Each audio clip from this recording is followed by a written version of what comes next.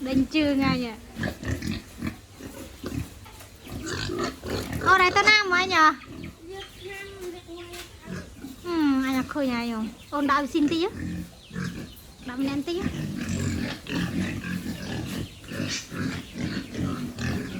Trắng hả con?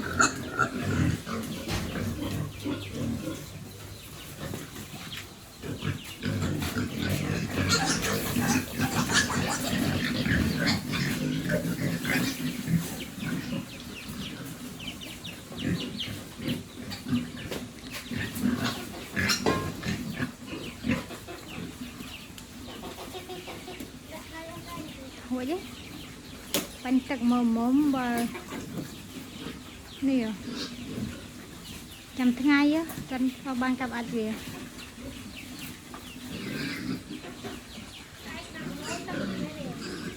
ai nghe chứ chả mới sắp bỏ tên đấy ở đồng này chăm tí ngay đây nguồn vậy chú có lưng mấy tụi kia chơi ta thăm cái này chẳng mà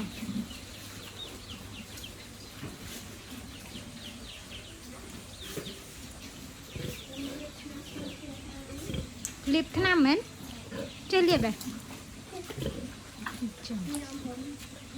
chơi liệp kìa rồi cái tên liệp bây giờ nhỉ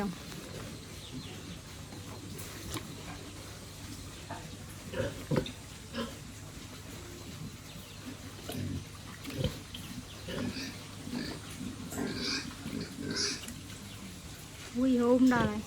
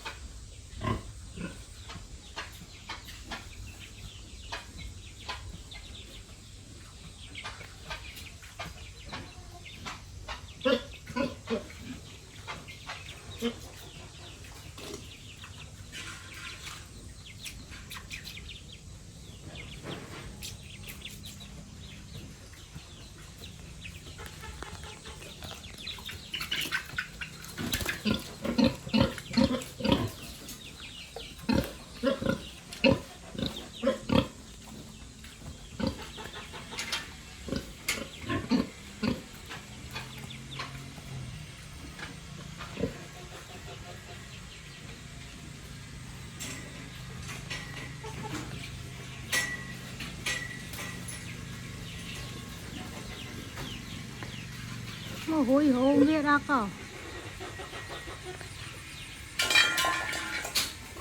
mong má nào nó mít màu giờ sao mà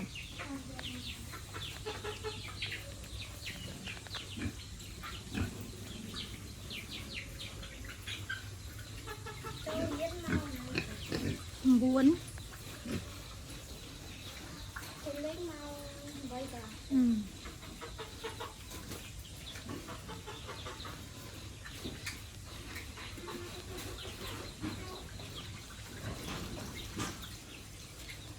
Đi chanh đó là này ở đâu ấy nó ở đâu ấy đi đây mình đúng không đây kia nó chanh đây kia chanh đây chú này cứ dòng cả một nào rồi chạm này cảm ơn chú này cứu được chạm nó đi ở nó này vòng ngào đó